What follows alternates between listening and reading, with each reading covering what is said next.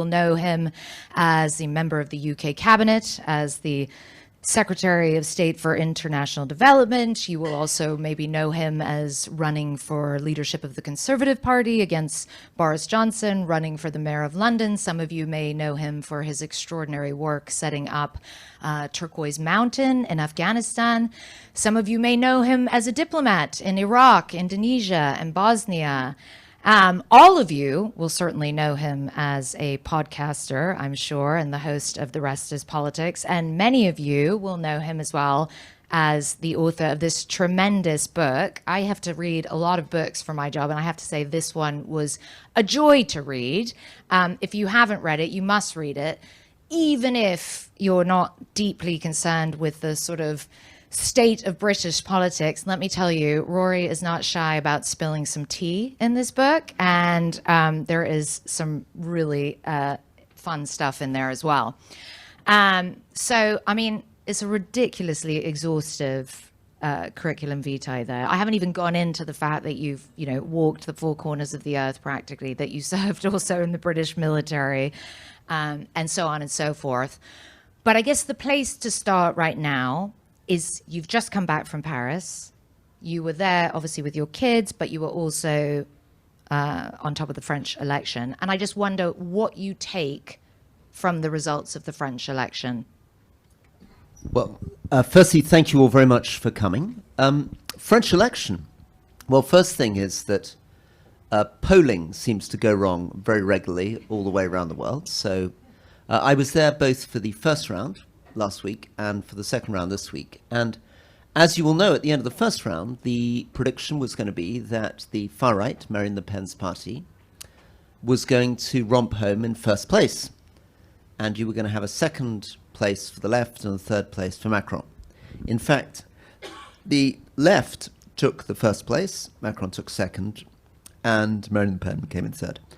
Now, that, on the one hand, is encouraging, and it happened because France has this very odd two-stage system.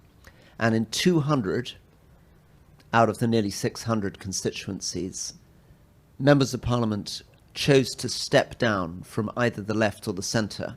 So there was only two candidates in the race, the Marine Le Pen candidate and the other candidate. And that gave people a chance. I mean, this is not tactical voting. This is like holding a gun to people's heads. Allowed this partial defeat, but it's still a partial defeat. Take the story back to 2012. Marine Le Pen has 2 seats in Parliament. Fast forward to today, she has well over 100. So the story over the last 12 years is actually a massive increase in her base, and in fact it's nearly doubled since the election just 2 years ago. First thing. Second thing is we tend to think about populism in terms of the far right. And indeed, that's true. I mean, Marine Le Pen is very disturbing, and for many, many good reasons in French history, you do not want that kind of party governing France. But we think less about far left populism. And Mélenchon is a very, very peculiar figure. That Front Populaire, that left-wing coalition, was the big winner there was Mélenchon. He got more seats than the old socialists. That'd be like a sort of more extreme than Jeremy Corbyn party, getting more seats than Labour. And it's a sign that Macron's style of government, which I guess would appeal to many of us in this room, certainly appeals to me, right? I mean, he's kind of bold, charismatic, intelligent, technocratic, trying to solve the big problems of France, is profoundly unpopular for whatever reasons. And the kind of things he's tried to do, famously he's been trying to put the retirement age up from 62 to 64, and that's kind of almost broke the country. He's been trying to deal with reforming the trains. I mean, the French trains are impressive, but they have 50 billion euros worth of debt. The debt and deficit in France is even more out of control than it is here in the UK. And the response, of course, has been very difficult. So just to finish, I mean, first response was, in his first term, people wearing jackets even more dramatically coloured than Clarissa's. Only just. only just. And then the second time round, there were these almost a no confidence vote. And now a real sign, and this is, I suppose, the thing I'll finish on, a sign of these kind of strange phenomenon of young political leaders trying to, I don't know, assert themselves in difficult situations by these sort of macho risks. And we've had a number of examples of that. We had this with Humza Yousaf, who just blew himself up as the first leader in Scotland. We had this with Rishi Sunak, who triggered an election completely unnecessarily 6 months early, which he was guaranteed to lose. And we've just had it with Macron, who's just lost any chance of governing the country. Instead of what he talked about, which was a moment of clarification, France has been left with three parties with completely different voter bases, totally different ideologies, who detest each other, sharing the parliament between them. I mean, let's talk about the broader European picture when we think and see, and particularly the European elections. This. Yes, I'll put it closer to my mouth. Thank you. When we look at the European elections, when we see the rise of extremes on both sides of the political spectrum, what do you think is contributing to that? I mean, you talked about several factors in the French context, but this is not limited to France. We'll come to the UK election in a second, but before we do, just help us understand why you believe it is that the centre has taken such a beating and that people are just so thoroughly disenchanted with mainstream politics. Well, it's the central question of our age. So we've entered an age of populism, and we're still struggling to understand how it happened. And it came on us, many of us, almost hardly with anybody noticing. So remember, from 1989 to 2004, the age of Clinton, the age of Blair, it seemed as though we all agreed about everything. I mean, literally, if you look at opinion poll illustrations of that period, the graph is a bell jar, right? All the votes are where my fingers are, they're not where my elbows are. And this was a period where everybody broadly agreed that in economic terms, they were in favor of globalization, free trade, privatization, deregulation. Politically, there was this explosion of democracies, so the number of democracies literally doubles between 1988 and 2004. It was an era of a liberal global order, so this was, Bosnia, Kosovo, humanitarian intervention. And it was an era still dominated by television anchors, dominated by newspapers, and dominated by an idea that basically politics was kind of technocratic.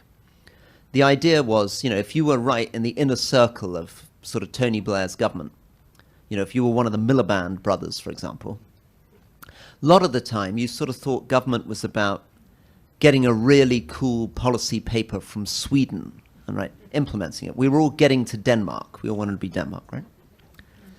And then something began to change. And by 2014, we're into very dramatic change. So 2014, Narendra Modi's elected. Putin goes into Crimea. 2015, the Law and Justice Party is elected in Poland. 2016, Brexit referendum. 2018, Bolsonaro. 2016, of course, most dramatically of all, Donald Trump. And everything has turned on its head. So instead of global free trade, we're moved into a world of protectionism. So in the US, there's no appetite for free trade. In fact, they've just slapped tariffs of 110% on the import of Chinese electric vehicles. Instead of privatization, deregulation, markets, we've moved to a world of the IRA, the Inflation Reduction Act in the US, which is basically industrial strategy. It's the government picking winners. In the political sphere, the move away from democracy has been very dramatic. So every year since 2014, the number of democracies has declined. In Africa, in just over a year, there were 8 military coups. 8 military coups, elected governments replaced by military dictatorship. And instead of intervention, instead of chasing around the world, we're in a world of isolation. So represented by Obama not responding to the red lines that he drew in Syria, represented by us not getting involved in Yemen, represented most dramatically by something that Clarissa witnessed and went through very, very intimately and has reported on very beautifully, which was this extraordinary withdrawal from Afghanistan, where Biden essentially just whipped the rug out and the whole place collapsed in a matter of weeks. I mean, that probably is what I want to kind of end on as a way of understanding what happened.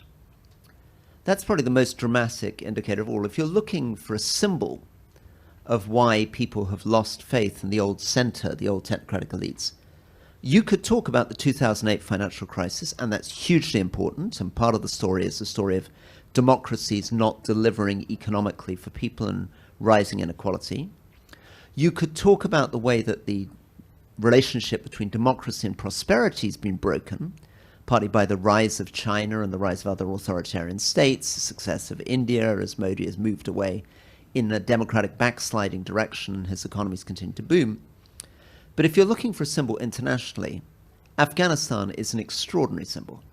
I mean, we quite literally, these were $3 trillion wars for the US and its allies. $3,000 billion spent in Iraq and Afghanistan. And we literally went into the country to topple a Taliban government, spent 20 years on the ground, and then handed the whole place back to the Taliban again. Now, this then means that the elites are discredited. The old way of doing things are discredited. Nobody trusts us when we talk about foreign policy and intervention. Nobody trusts us when we talk about economic management. Nobody believes the great claims made for democracy anymore. And Macron is right in the very heart of this. And I fear, we'll get onto this, that Keir Starmer may also find himself caught in the crossfires of this, because basically across Europe and increasingly the United States, the graph of public opinion has gone from this bell jar, which I showed you, right, where the votes are where my fingers are, and has collapsed into a U shape, right? So now the votes are where my elbow is, no longer my left elbow, no longer where my hand is. So some of us, before you came along, were feeling maybe optimistic about this election here in the UK. And then I read an op-ed that you wrote for the New York Times where you said that this election is not, quote, the centrist triumph that it appears to be. Can you explain that for this audience? Because I do think that there is quite a lot of optimism, depending on who you talk to, obviously. But you make some really important points about the first past the post versus the popular vote. And yeah, what are the challenges and what's the reality? What are we not seeing? So, look, I mean, the good news first. The good news first, we got rid of a completely hopeless conservative government that had served its time and needed to be booted out. That's good news. And to develop that, Labour now has an enormous, record-breaking majority. I mean, it's sort of eye-watering. I mean, literally, we've not seen majorities like this ever, and the Conservative defeat also breaks all records. The 200-year history of the Conservative Party, they've never had so few seats in Parliament. So on the surface, it feels like an incredible repudiation of the kind of right-wing moves that were being made under Boris Johnson, Liz Truss, and Rishi Sunak, and now we're back to a sort of social democratic centre. Feels like new Labour. Feels like, I don't know, Clinton's back, Gerhard Schröder's back. We're back to the 90s. We're back to the kind of glory days of kind of... And you know, let me develop that a little bit more. Why does it feel like that? Partly also because the way that Labour talks sounds exactly like my description of the 1990s. Right, this is a government that talks about democracy and human rights and the rule of law. It's a government that talks about being a responsible international player. It's a government that talks about open trade. And it's also a government that's actually about mini austerity. I mean, this is the Labour government's just won an election saying they're going to cut £18 billion from public spending. They're not going to raise taxes, and they're going to reduce the national debt, right? So this is very, very orthodox neoliberal economics, straight out of central casting from the 1990s, and they've just won a huge majority. So the whole thing seems spectacular, right? It's the total repudiation of the Rory Stewart vision of politics, right? We've just gone back to this. Except we haven't, because if you look at the figures, it doesn't remotely look like that victory that Tony Blair won in 1997. Scratch just a little bit under the surface, you find that, in fact, the Labour Party in this election has won its broken records in a very negative direction. It got a lower percentage share of the vote than any party taking office ever. Right? Just over, almost exactly 1/3 of the British population voted for them. And they've ended up with over 400 out of 650 seats in Parliament. Second thing, the two main parties, Labour and Conservative combined, are barely hitting 60%. Right? This, again, is the lowest share of the two main parties ever recorded. We've gone into a world in which basically other parties are coming through. And again, we are misled. The Lib Dems did fantastically well over 70 seats, but they did so because they squeezed every last vote they could in all the key constituencies, and they piled them up where they needed to, and they didn't put them anywhere else. The reality is that the Lib Dems got 10% when Reform, the far right, got 17%. Now, we don't see that because, of course, the Lib Dems ended up, because the way they put their votes, right, they concentrated their votes in the southwest of England and the areas around London, they end up with getting a massive multiple, 15 times as many seats, despite getting 50% less of the vote. Reform is second in 100 constituencies. And the Labour majorities are very, very thin. I was watching it on the night after night as the results come in. Labour's just scraping through. Often these seats that Labour's taking, they're getting less, both in share of the vote and in numbers of votes, than they were getting in those seats in 2015. So this is a world, really, and a final fact, right?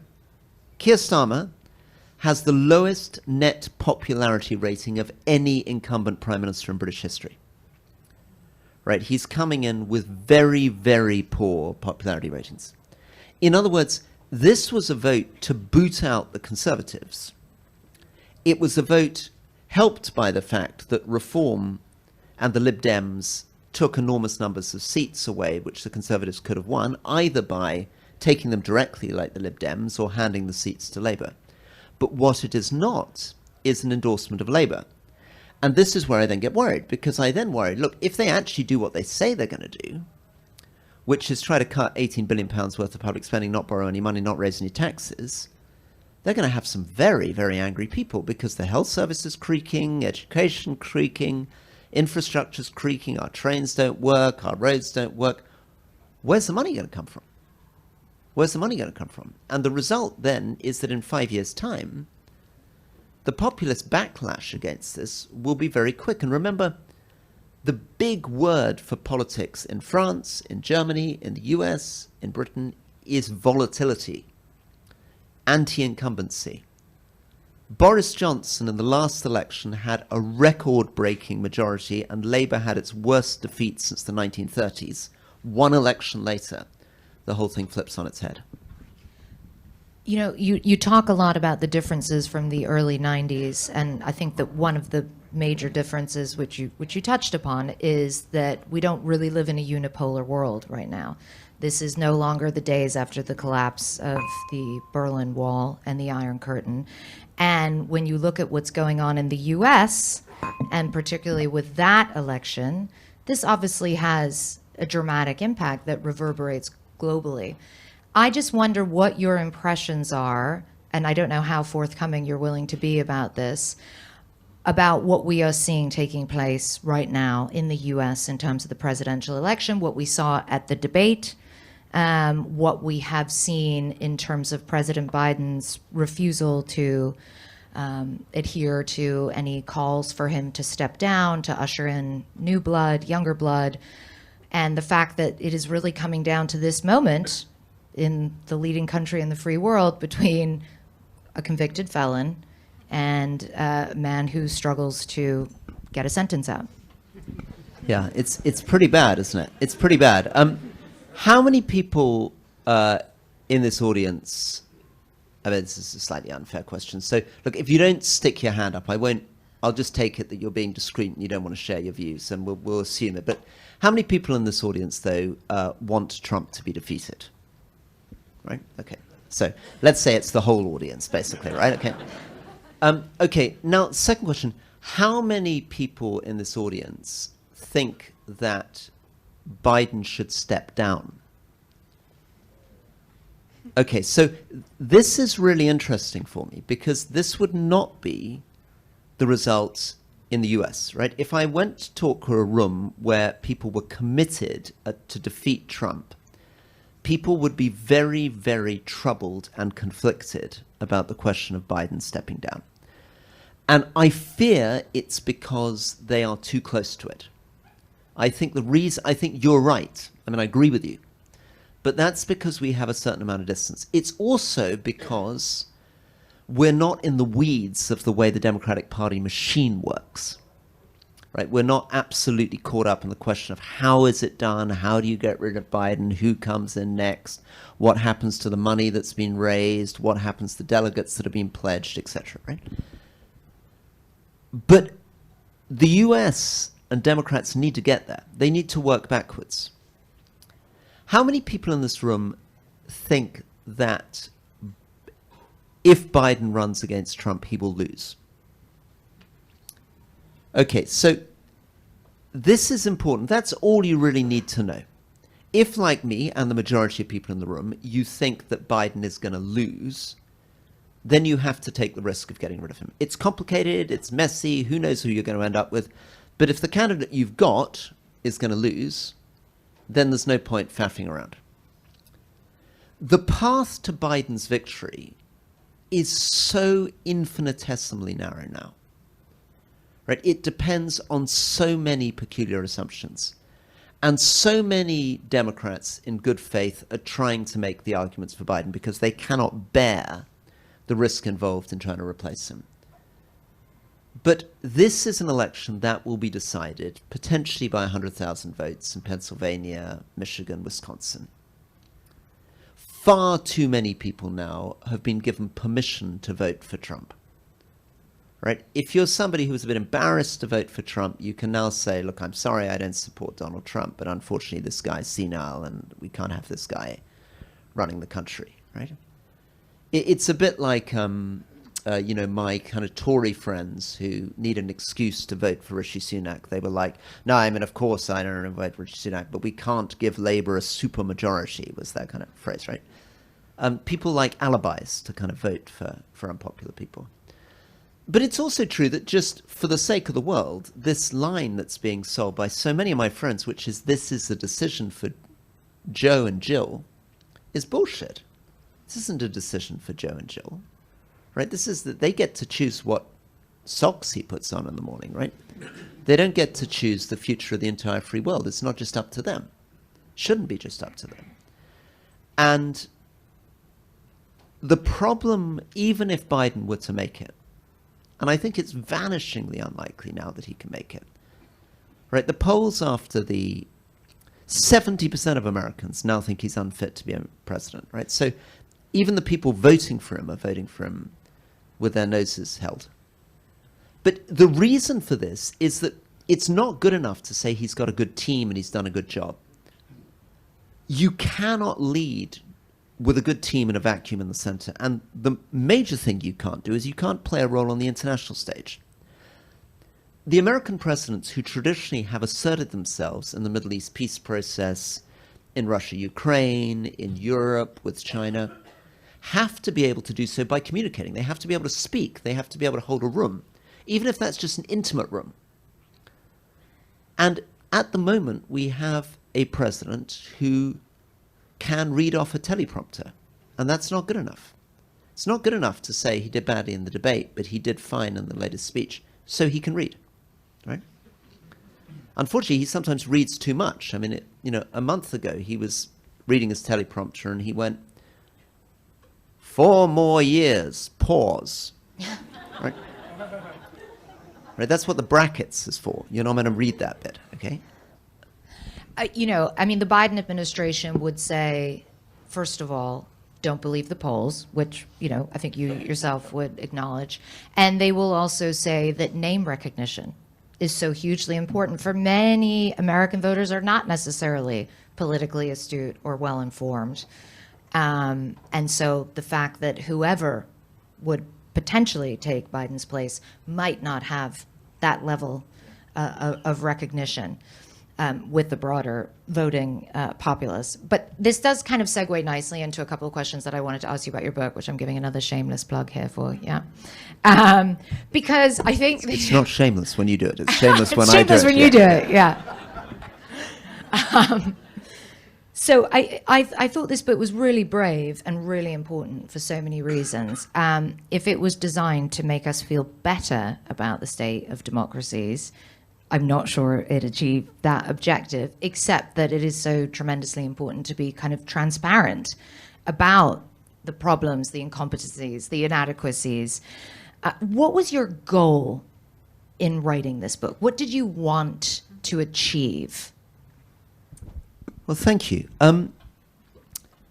I wanted to try to show what it was really like. I mean, my dream was to try to do the sort of thing, I don't know whether you've read those books written by surgeons about what it's like working in a hospital, but I wanted that. I wanted to try to let you see inside the machine and see how completely, insanely dysfunctional it is.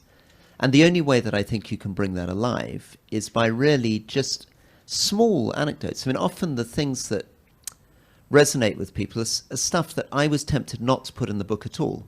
You know, one example is I've been trying for 2 years to get broadband in my constituency, and I've set up these volunteers, and they're in all these villages, and we're kind of out on mole plows, digging trenches, and I'm getting a tiny amount of money from the central government. And finally, the Secretary of State for Culture, Media and Sport, Mr. Jeremy Hunt, who's in charge of broadband, is going to come up to my constituency 350 miles north of London, and I've summoned all my broadband activists to meet him.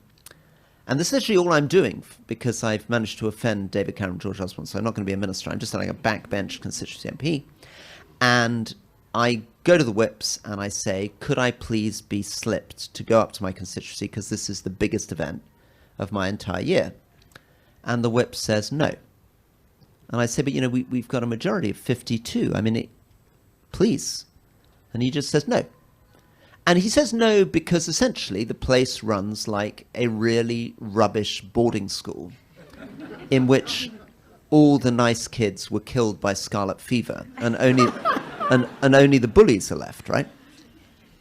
So when he's saying no, he's not saying I need you for the vote. He's just saying no because I'm the pairing whip and it amuses me to say no, right? So I say, but I'm not going to be able to get to the constituency in time, and the cabinet minister's coming. And he says, well, when don't you get a train? And I said, well, the last train is at 7:30 and the vote's at 7. And he says, I bet there's a night bus. And sure enough, there's a night bus that changes at Preston at 2 a.m. and lets you get to your constituency, right? So set off, and I arrive, and there am I. And we've got the biscuits ready and the tea ready, and I've got 120 broadband activists already meet Secretary of State. And the Secretary of State steps out of his car, and he turns to his aide, and he says, and I'm coming up to meet him, and I just sort of overhear the conversation. He says, what the hell is this? We don't have time for this. I'll get on the next meeting.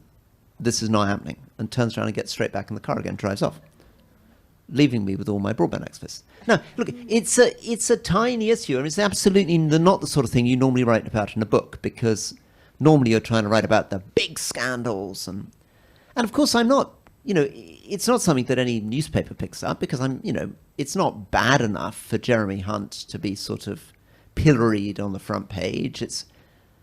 And nobody has ever heard of, Mr. Desmond Swain, the pairing whip, and nobody cares about broadband in Cumbria very much, as I discovered. But it's a sort of way, and I try through stories like that to sort of let you see what type of yeah, scarlet fever wiped out boarding school this really is. Yeah. The other thing you talk about a lot, which is quite startling, is the lack of effort of many elected leaders to really understand the nitty-gritty of the issues that they're making some very big decisions about. And I actually had this conversation about your book with a friend of mine in politics who said, well, hold on a second, you know, the jobs of the politicians are to be politicians, right? And not necessarily to have a granular level of knowledge or understanding of the issues, but to kind of take their advice from the people whose job it is to be experts, the civil servants, one presumes, and then kind of push for change or direct whatever is needed to be directed. I found it interesting as well because you draw a very stark contrast with some of the American elected officials who you met, who often pompous, but still went out of their way to show how they had assiduously studied the topics that they were covering. But what do you make of this idea that, like, well, to be a politician, you don't really need to know the issues in depth. You just need to know how to get shit done, basically. Well, it's a very interesting, and it's absolutely right, as Clarissa says. I'd be fascinated to know who it was. Maybe she'll tell me over a drink. But no, that's exactly right. That's what my colleagues tell themselves. It's a very, very bizarre idea. Because if you sort of unpick it, I mean, what are they actually imagining? So you know nothing about the subject. And when I mean nothing, you literally know nothing, right? I mean, to illustrate what I mean by knowing nothing, I was appointed as a minister in the Foreign Office. I'm sent in by Theresa May to see my boss, who was Boris Johnson, who was the Foreign Secretary, to ask which part of the world I was going to be assigned. So he said, oh, cripes, Rory, I said, where would you like? And I say, well, Foreign Secretary, I've spent most of the last 15 years of my life focused on the Middle East and Asia. I speak 3 Asian languages. I've just been the DFID Middle East Asia Minister for the last year. I know the heads of state. I understand the programs in detail. So I don't really mind where, but I guess Middle East or Asia. And he says, what about Africa? And I say, but Foreign Secretary, I don't know anything about Africa. I've been there once on holiday. And he goes, come on, Rory, what's the capital of Uganda? And I said, Foreign Secretary, I don't know what the capital of Uganda is. And he goes, Rory, come on, you're lying to me. It's Kampala. You are the Africa minister, right? So sure enough, I take over as Africa minister. And it's just ridiculous. I mean, I cannot tell you. I mean, when I say I knew nothing about it, right? Literally, I would not have been able to find Cameroon on a map, let alone name the 6 countries that had land borders with Cameroon. The idea that I had any understanding, I mean, the level of my ignorance is kind of beyond imagining. Okay, so imagine that, right? Someone like me gets the job. Now follow up on Clarissa's model that this politician, whose name I'm going to extract over a drink, has given me. Okay, so I don't know anything, and by the way, not just I don't know anything, with many of my colleagues, I don't know anything, and I don't intend to find out anything either, right? I mean, I took that job, and the first thing I did is I used most of the summer holidays traveling through Africa with my officials, and we went to 10 countries, and I read every book I could on Africa, and I went to Chatham House. That is not what your friend is suggesting they do, right? No. Because they have this idea that you can somehow know nothing, and then your civil servants somehow come up with ideas, and then you sort of sift and listen to them, and on the basis of that, you get shit done, right? But what is really happening? So your civil servants come into you, and they say, great news in Zimbabwe. You know, Mugabe has been toppled, and this lovely new person who's my friend, and I'm the ambassador in Harare, who's called Emerson the Crocodile Mnangagwa, is just taking over as the new leader, and we really need to make friends with this person, and it's a great opportunity for the UK. What do you do with that information? Right? You might be like, it's a bit weird. This nice guy's called Emerson the Crocodile Mnangagwa. But that's about all, right? Otherwise, you're just like, oh, okay, the ambassador says it's a really good guy, right? And now I'm going to get shit done. What does that mean? What are you going to do? Right? I mean, so the whole thing is a very, very odd idea of management. And of course, the real reason why they talk like this is that every culture, every organization depends on what the real incentives are. So what are the incentives for a politician? The incentives for a politician are holding your constituency and getting promoted up the ministerial ladder. And getting promoted up the ministerial ladder is essentially just about being nice to the Prime Minister and going out on television repeating the standard lines again and again. Look at the most dramatic example who joined Parliament with me in 2010, who is that extraordinary phenomenon, Liz Truss, right? She does not come off well in the book. Right. No, I mean, Liz Truss is absolutely amazing. So Liz Truss, said to me, Rory, I don't know why you're interested in foreign affairs. It's a complete waste of time. I think the Foreign Office should be abolished. And then became Foreign Secretary, right? She says to me, I don't believe in the difference between rural and urban areas. I've got absolutely no interest in farming and the environment. And she's made the Secretary of State for Environment, Food and Rural Affairs, right? Does it in any way affect her career one iota that she knows nothing about those subjects, frequently says things which are quite idiotic? She humiliates herself banging on about English cheese and weird speeches and apples. Nobody cares. Weird speeches, sausages. Nobody cares. Doesn't go to visit the national parks. Nobody cares. Doesn't get on with the farmers. Nobody cares. Alienates all her officials in the Foreign Office. Nobody cares.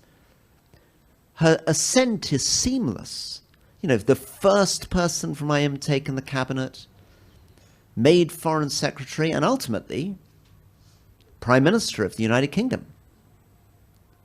And then, like your wonderful friend, she's like, I don't know shit, but I'm going to get stuff done, right? How about we just, drop taxes and borrow a lot more and get rid of the Office of Budget Responsibility and sack the permanent secretary in the Treasury, and Kwasi and I can just romp our way to growth. How about that? And then you're like, but Prime Minister, there's all this detailed stuff that you don't understand, and there's bond markets, and there's the currency, and there's interest rates, and there's No. I'm a politician. I don't do detail. I just get stuff done, right? I'm dynamic. I'm vigorous, right? 10 years to save the West.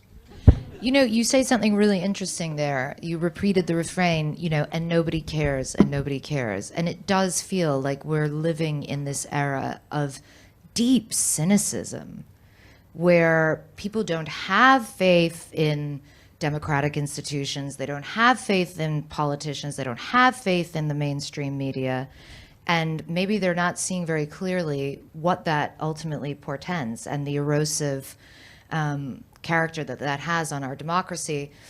I'm conscious that I want to open up the floor to questions, but I really would like to get your thoughts on what you would do with regards to two specific conflicts. And obviously this is a lot to do in one question, but the war in Ukraine, the war in the Middle East, and what's happening in Gaza, these are really crucially important issues for any world leader to contend with. Do you think they've been dealt with in a responsible way? Do you think there's a better way to try to tackle them? And do you think, I really, really hope, do you think that our elected leaders do care about doing the right thing, not just in terms of the geopolitics, but in terms of the right thing for humanity? It's a big question, sorry.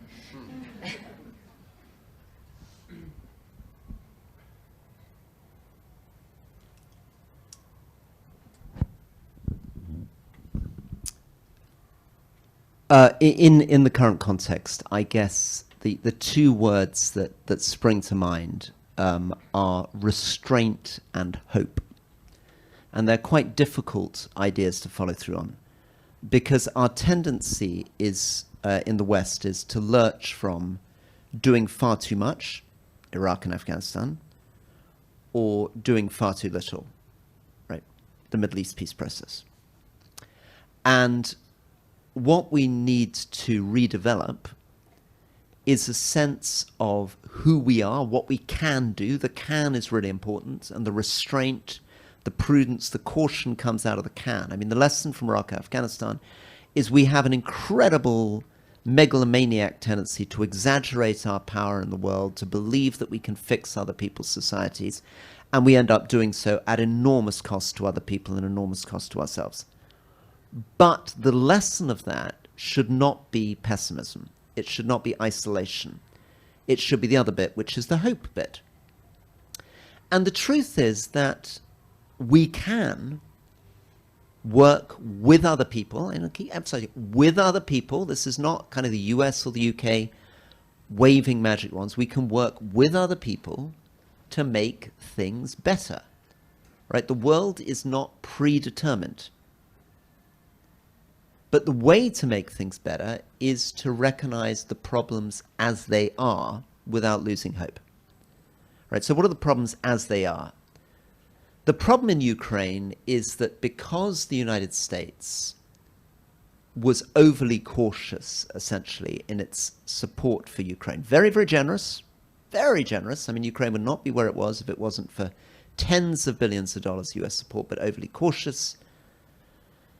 Essentially, the war in Ukraine has acted like a low-dose antibiotic on the Russian military, and the Russian military is stronger than it was 2.5 years ago, and Ukraine is struggling to hold on to its front lines. And it's very difficult to imagine next year either that the US and its allies will provide the amount of money required, or that the Ukrainian military will be able to reconfigure itself to recapture significant amounts of territory. So that's the realism. That's understanding the grim reality, understanding where our limits are, what we can do, what we can't do, what the picture is, right? I mean, I think like fighting a war, you need to begin by looking at what your troops are doing, what the other troops are doing, what the ground is, before you start fantasizing, okay? In relation to Israel and Palestine, we have to acknowledge that this is as bad as we have ever seen it in the Middle East. All you have to do is flip, as I sometimes try to do, between Arab media and Hebrew language media to see that there are two communities living in completely different universes. And this extends to the United Kingdom. I have Jewish friends in North London who are absolutely up for invading Lebanon and going after Hezbollah, and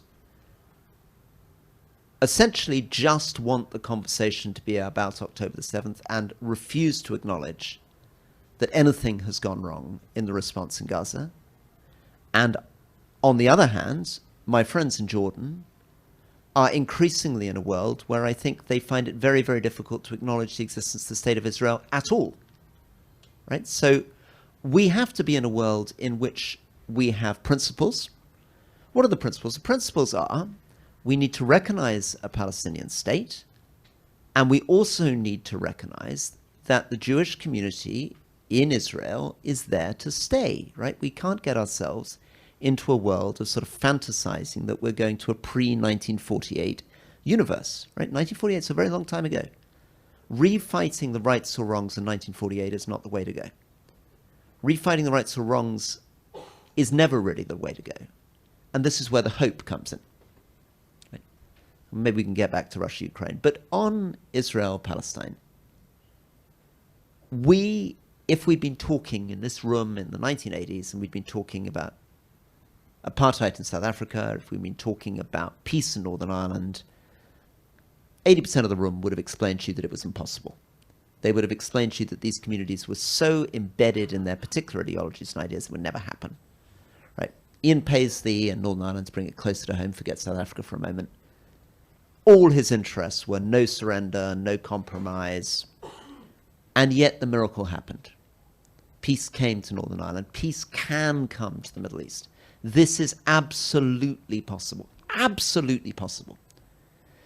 And the type of realism that becomes extreme pessimism is exactly what we need to avoid. We need to rediscover the capacity to believe in things that will feel like miracles, but which are not for that reason impossible.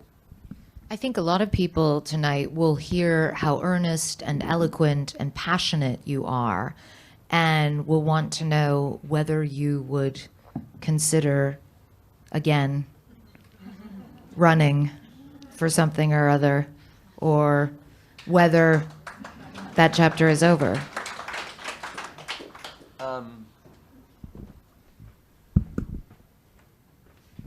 I mean,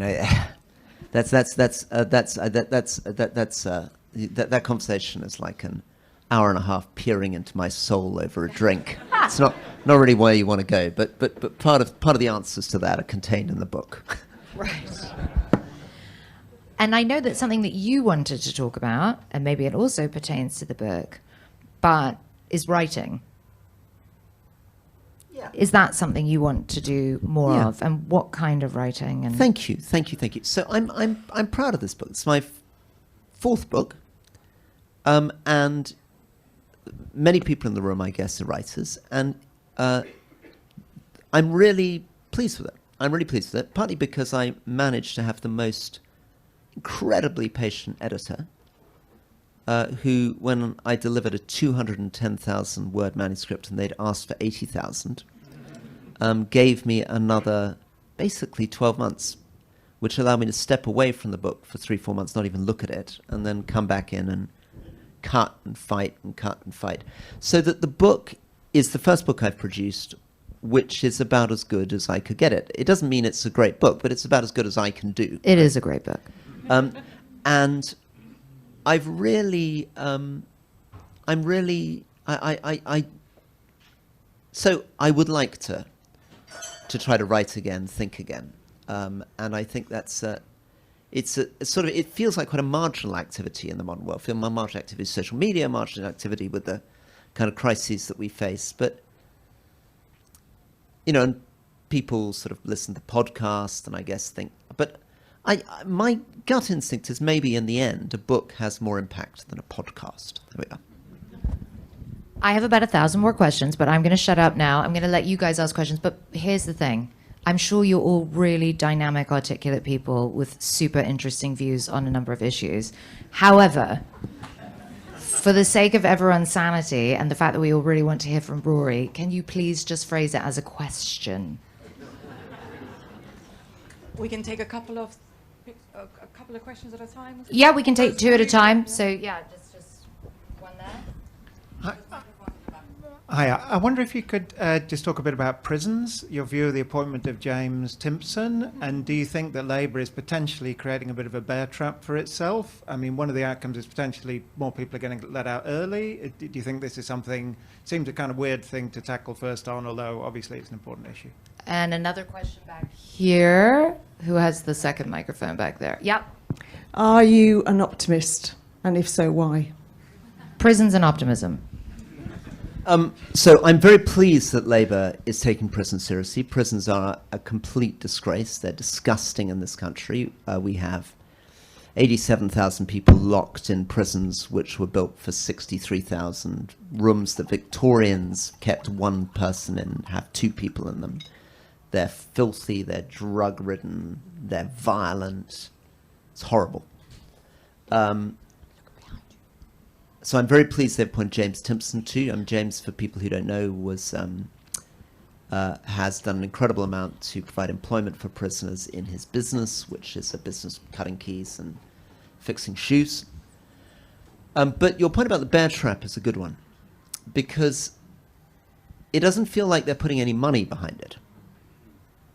And look, I come from the Conservative Party, so I'm very practiced in saying, changing things is not just about money. It's true. Changing things is not just about money. But when you've got 87,000 people in prisons built for 63,000, and when you've also, as a Labour government, said you're going to be more tough on crime, right? They're running on giving people longer prison sentences. One of the major reasons for overcrowding is actually not short sentences, it's longer sentences. If you think about it, if somebody gets, a 6-month sentence, you can put, 20 of them in compared to giving a single person a 10-year sentence, right? So the longer we make the sentences, the more these prisons fill up. So that's what I'm worried about. I mean, the bear trap for them is not so much, I think, that they're going to go super liberal on prisons and be punished by the electorate. I think it's more that they've signalled a desire to be progressive in prisons, and I suspect they're not going to have the money, they're not going to have the will to do the radical things that James will probably want to do, and then there'll be a pretty dramatic parting of the ways. Am I an optimist? Yes, I am an optimist, and I think that optimism is increasingly a moral stance. I think optimism is necessary. And that's why I'm talking about miracles in Northern Ireland or in the Middle East. Look, the fight for democracy, stepping back and looking at it, doesn't look so great, right? It looks pretty grim.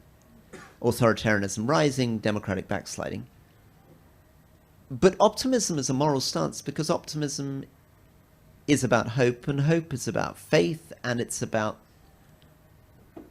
asserting that the world will one day be a world that respects people's rights, that respects people's votes, that is more liberal, is more democratic, and that these things really matter. They matter morally. And being pessimistic, fearing the worst, can often simply lead to inaction and lead to making the world worse, whereas I believe that actually hope in politics is central because you surprise yourself by achieving more than you feared. Two more questions. We've got one in the front row, Pran, and then one here. We've got one. So we have it in. Yeah. Hi, thanks very much. We as humans and the media can only sort of cope with so much in our attention. Thinking of the conflict in places like Yemen that you mentioned, Sudan, Myanmar and so on, how should we try to decide which of these conflicts we keep in our minds, we keep up to date on, or should we just follow whatever the media are reporting on, because that's all we can do? Really great question. So the answer on that is that you need properly funded, relatively independent, well-functioning machines.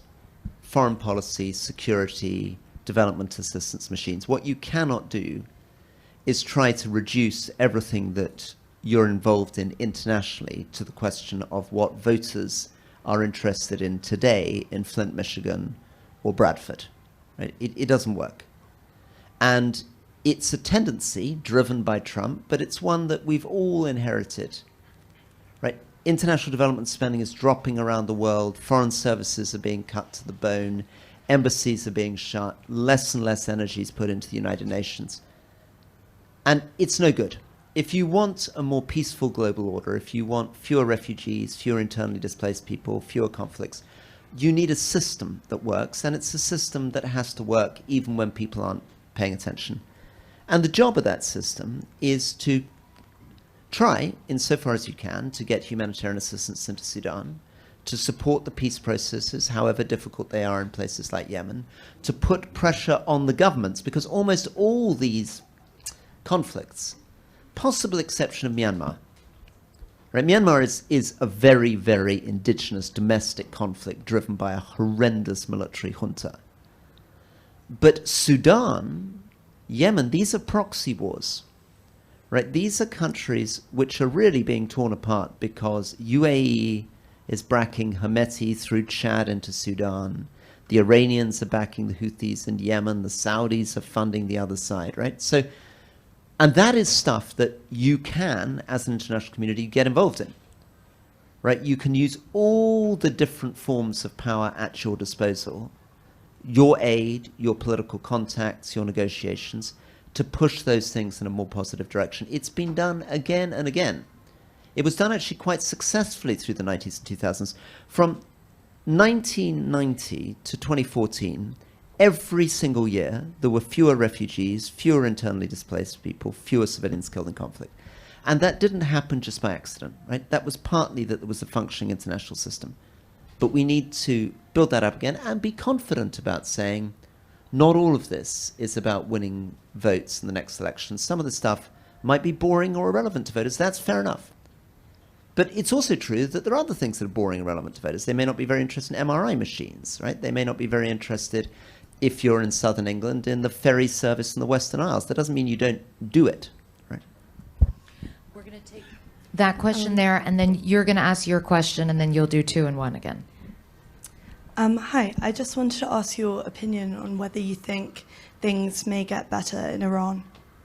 And then another question there. So my question is there anything you would change about the current system to inspire more young people to enter politics?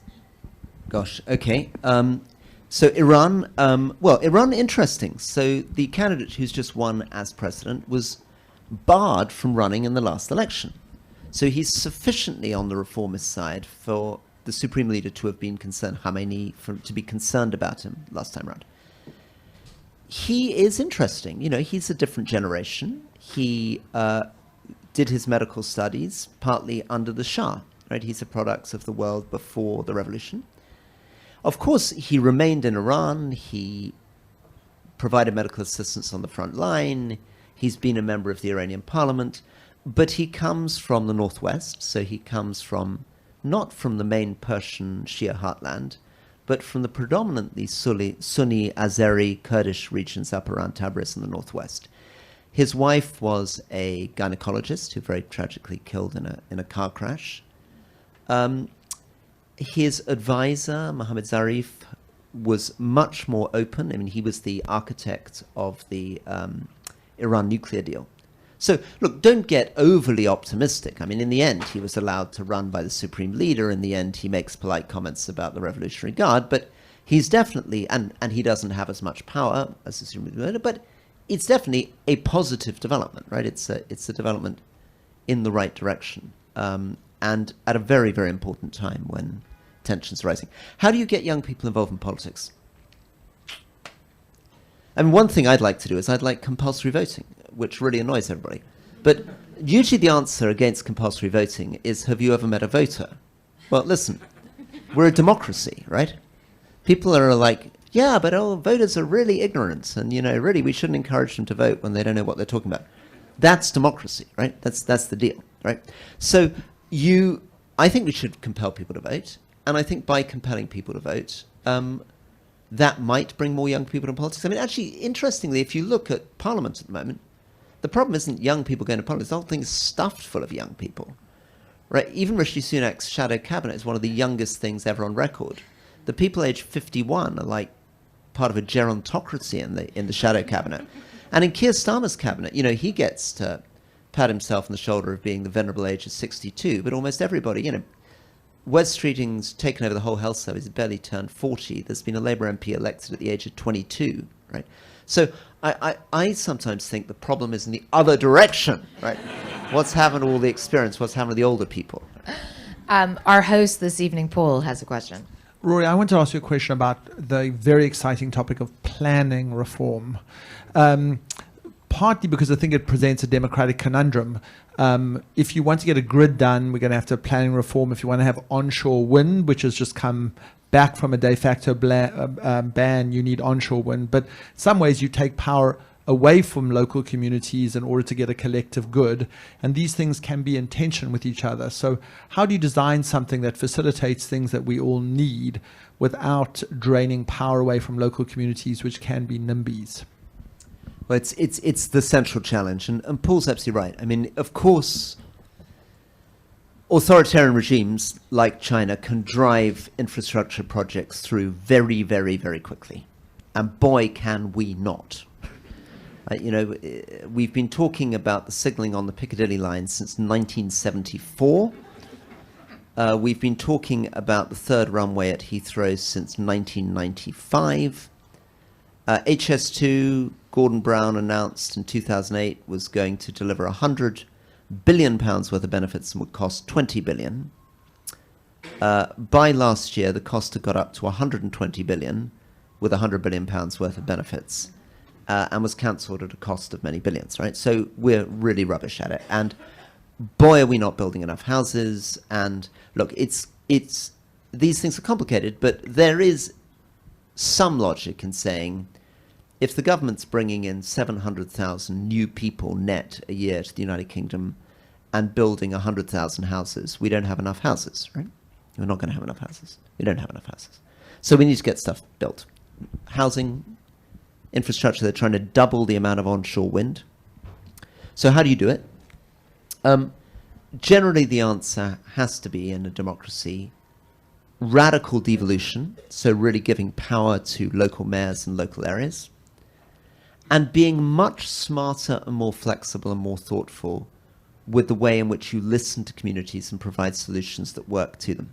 You need to find a conversation that says, this number of houses is non-negotiable, but we're going to be much more flexible about listening to you about where exactly around this town you want those houses to be, what you want those houses to look like, who you want to live in those houses, right? So what does that mean? That means that you might say that you want 10 houses on the edge of each village instead of 1,000 on the edge of a town. It might mean that you want local families prioritized or low-income families prioritized. It might mean that you want more traditional architecture. And the cost of that is that it's going to cost you slightly more to build the infrastructure. Right? The government is only going to be able to get this in the ground by spending slightly more per unit, either through showing more flexibility towards local communities or by essentially providing cash incentives. But I think the first is better, devolution and including those local communities in the design process. And it has worked, but it requires people, it requires more money, and it requires a lot of time and focus. But if you really focus, you can get it done. You know, we got some really tough housing projects built in Cumbria within 2 years. It's not impossible to do by any means, but you've really got to want to do it. And you've got to get out of the government's mindset, which is my way or the highway, and then giving up and losing interest and just waffling off, which is what, unfortunately, basically it's looked like for the last, not just last 14 years, last 20 years. Yeah. I think we have time maybe for one or two more questions. So I'm conscious that I'm not over at the back, way over there. And we'll do them in a duo again. So you over at the back, and then I've not done anyone over there. Hi, Rory. I'm a huge fan of the podcast. Over the last 50 years in this country, economic and productivity growth has been continually going down, besides whether it's Labour or Conservative. I was just wondering, do you think that is a contributing factor to either the rise of populism or the increased voter apathy, particularly in young people like myself? And number two? Thank you. My question is about multilateralism in the world, and to what extent can that be ascribed to lack of global leadership? And do you think the appointment of Keir Starmer could probably change that? And how do we make multilateralism sexy again? Okay. Multilateralism sexy again. I think one of the challenges is that the multilateral players are not very interested in rebuilding an international security structure. You know, Narendra Modi was embracing, in a great bear hug, Vladimir Putin just yesterday. We found ourselves in a situation in which South Africa is on the one hand taking genocide cases and on the other hand flirting with Russian naval exercises. We're in a situation in which there is a radical gap now between the Old West and a lot of the rest of the world on very basic things, and in which many of the middle powers are playing crazy games. You know, Libya, Somalia, these places have become cockpits for Turkey, Qatar, UAE, Egypt, and even in some cases Ethiopia, all playing their own different types of games, right? This is, so yes, a lot of it has to do with US leadership, a lot of it could be about European leadership, but of course that's in trouble because European leadership is generally, traditionally, in the absence of the United Kingdom, and that's another reason to regret Brexit if you want other reasons to regret Brexit, right, was traditionally driven to a large extent by the German Chancellor and the French President, and The German Chancellor has a net popularity rating of -57, and the French president has just destroyed all his effective governing power through a catastrophic decision 2.5 weeks ago. Productivity and the UK economy. Yes, absolutely. Look, but not just the UK. The reason that all these democracies are discredited around the world is that from 1804 to 2004, you could draw a direct connection between being a democracy and economic growth. And there was even a story, this modernization hypothesis, that said the only way to really do well economically is to be a democracy, and as you get wealthier, you're going to want to be a democracy because the middle class is going to want the vote. And that was destroyed by the rise of China. Right? China took off. It's an extraordinary exponential curve. Chinese economy is smaller than the British economy as recently as 2004, now 8 times larger than the British economy, and it didn't become a democracy along the way. Right? And the malaise of our countries is deep and probably permanent. I mean, that's the problem. It's very tempting to say growth, productivity, and that, of course, is what the great Liz Truss presumably got out of bed in the morning and thought she was going to fix, right? But a lot of it is to do with the loss of our industrial base, our debt, our demography, right? The fact that we're going to have twice as many people aged over 85. And when, look back to the times when we're growing fast, right? Early 1900s, we had 20 working people for every 1 retired person. We've now got 3 working people for every 1 retired person, about to drop down to 2.5, right? So I don't think, and there are also other reasons, right? We also like our welfare state. We like our comforts. We like our regulation. We like a lot of the good progressive things which stop us growing as ferociously fast as China or even the United States, right? I mean, we've got to be honest with ourselves. And this is another thing amongst the many things that went wrong with Brexit. The fantasy of, I guess, Jacob Rees-Mogg and Rishi Sunak, one catastrophic fantasy was they believed they were in a free trade environment in which they could go and make free trade deals with India and China and the US, and they hadn't realized the whole world was going protectionist at exactly the moment they were trying to open up their borders. But their second mistake is they thought that everything that was holding them back was the EU, and if they just left the EU, they would be able to radically deregulate, privatize, pour poo into our rivers, and do all the jolly stuff they want to do, right? And pour poo into our rivers is an interesting example. Why are our rivers filthy? Well, I was the water minister. Our rivers are filthy, partly because I was the water minister, but partly also because it would cost in the region of £25 billion at least to clean up our rivers and beaches. If you're going on the full productivity economic growth model, you'd say, listen, most people don't go to those beaches, most people don't swim in those rivers, we don't really give a shit, and we're not going to spend £25 billion on that, right? Add to any form of investment that we feel proud of. Air quality, environment, right? Generally speaking, the Treasury, let's take net zero. Right, the Treasury numbers at the moment suggest that net zero will cost the UK economy something in the region of £1 trillion. Now, that doesn't mean we don't want to do it. Doesn't mean there couldn't be very good reasons to do it. And I am sure that 70% of the people in the room believe we can do it and also grow our economy enormously and have fantastic productivity and growth. It's not what the Treasury thinks, right? So we are trying massively to have our cake and eat it.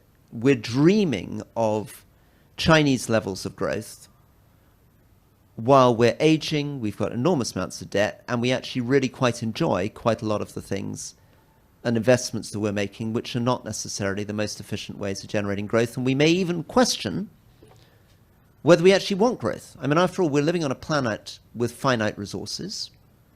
Infinite growth is not great for a planet with finite resources. Right? Kate Raworth in Donut Economics would suggest that this country's grown enough, that actually to be equitable, we need to start shrinking our economy. But we have a government that's just been elected promising the fastest sustained growth in the G7. We are out of time, but I wonder, just to close, whether you could answer sort of a silly little question, and it can be a silly answer or a profound answer. It just has to be a relatively short answer, which is, what keeps you up at night, And then what helps you fall asleep?